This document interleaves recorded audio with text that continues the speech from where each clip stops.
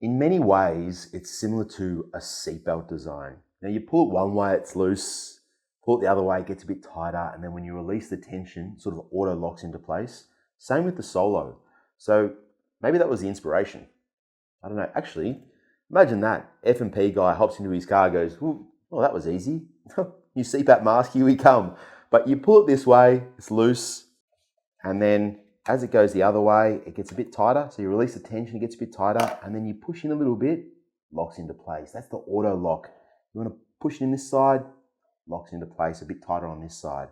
And the way it works, on either side of the frame here, you have a filament. It actually passes through this intricate section at the front here. It's a beautiful design. And the filament passes through a carbon fiber.